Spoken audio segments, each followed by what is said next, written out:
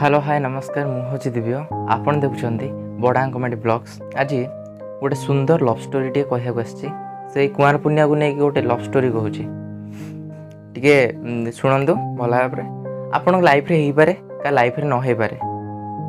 Start करिया। सकाळ पाइले कुआर पूर्णिमा झील मान जीवन में प्रतिवर्ष गोटे थर लाखे आसे कुआर पूर्णिमा। कुआर पूर्णिमा कौन पे हुए आप जानते गोटे भल बरटे पाइबा हेले कुआर पूर्णिया ठाकुर को मुंडिया मारती मत गोटे भल बरटे मिलू यह समस्त इच्छा। किंतु कुआर पूर्णिया को लेकिन गोटे लव स्टोरी कहूँ गोटे पुअर हूँ लव स्टोरी। आप जानते पुआ और झील मध्य संपर्क माने लव स्टोरी ही गढ़ी उठे से पुआ पिला ही गोटे लव स्टोरी धरिक आसी शुणु। सुंदर लव स्टोरी टे कि कहबानी आगू कथा नवा है। प्रथम कथा कॉलेज बेल +2 होता है गोटे पुआ और गोटे झीर संपर्क स्टार्ट हुए माने लव स्टार्ट हुए। तापर कौन है +2 बेले से भितर लव है प्रपोज सब काम शेष माने सब काम बोले कौन प्रपोज आउ साधारण जमती गिफ्ट दिया दी जहाँ भी प्रपोज डे लवर्स डे जहाँ भी हुए ता सब से माने करंदी हो जाइए। कथा किंतु दिया दी नथिले जे मु तुमको लाइफ पार्टनर करी।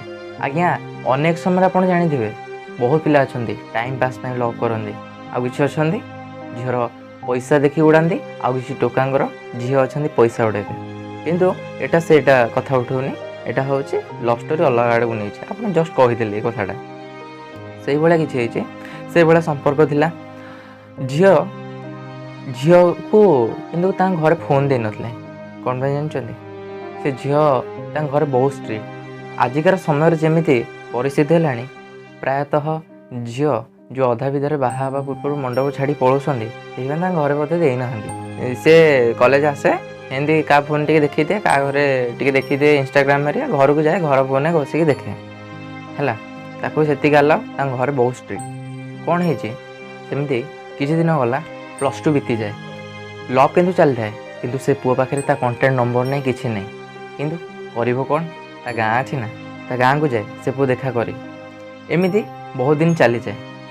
से झील बाहर को कोचिंग जाए बाहर को कड़े जावासा करे घरे से गोटे पार्ट टाइम जॉब करूला जमती कि घर बस किसी छोटे छोटे बिजनेस स्टार्ट करथिला से झील आ से पुआ किंतु हाँ से पुआ पाखु तथापि कंटाक्ट नथिला फोन तथापि आसला किंतु कंटाक्ट नथिला सेमती किसी है ही ना कंटाक्ट ही आसी ही ना तो कर कंटाक्ट आसी नाला तो से पुआ तथापि भल पाई बसी तथापि से माने ता हृदय के भांगी नाला कि ता जीएफ जेहेतु नंबर ना से केते उणा कर कि मु जीएफ नंबर ना बोली मुझे खुशी करें गाँ को जाए देखा करी से झील भी देखे से पुआ को पुआ से झील को देखे प्राय एमती गलापर से किछि दिन पर कौन हो बहुत कुआर पूर्णिमा आसे।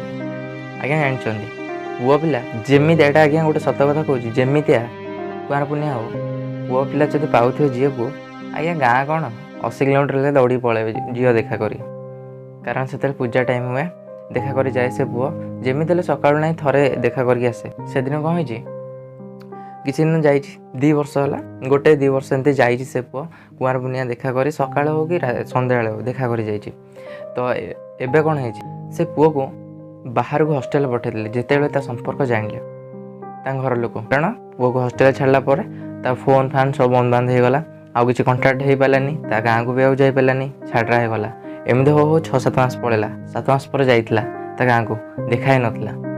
तापर कौन है आउ गोटे कुआर पूर्णिमा आसला से कुआर पूर्णिमा कौन हो जानते बहुत एक्साइटेड हो जाइला कारण से दिन कॉलेज रे बहुत छुट्टी थिला से छुट्टी घर को आसी छुट्टी होता से कॉलेज से बुली आसला कुआर पूर्णिमा से जाइला गाँ को बाटर गला बेले छोटे एक्सीडेंट है आगू का जाई पारानी छोट खंड विखंड माने ता हाथ गोड़ टी अवस्था नाला ता सांग ता सहित जाइला सांग धरिकी आसला घर को तार टी ट्रिटमेंट है ता मुंड फुंड टी फाटाफाटी होता बाटर जो एक्सीडेंट होता तो आसला हरी तार सेमती कमीगला मसे पर कमिला ताको बाहर को पुणी आउ थे पठागला कारण हॉस्टेल अच्छी ना छुट्टी कौन बहुत दिन रहा गला तापर कौन जानते हॉस्टेल आसे तापर सेमती बीती जाए आहरी 4-5 मास 6 मास बीती जाए आसे गाँ को ଆସେ କାହିଁକି ଦେଖା ହୁଏନି କହି ଜାଣିଛନ୍ତି?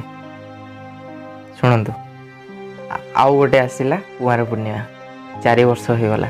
4 ବର୍ଷର ଯେଉଁ କୁଆଁର ପୂର୍ଣ୍ଣିମା ଆସେ ସେଦିନ ବି ଗଲା, କିନ୍ତୁ ଦେଖା ହେଲାନି। କାରଣ ସେ ଝିଅର ଅଲରେଡ଼ି ବାହାଘର ସରିଲାଣି। ସେ ଝିଅ ଟୋଟାଲି ସେ ପୁଅ ଜାଣିନି, କାରଣ କଣ୍ଟାକ୍ଟ ହିଁ ନାହିଁ। ଜାଣିବ କେମିତି?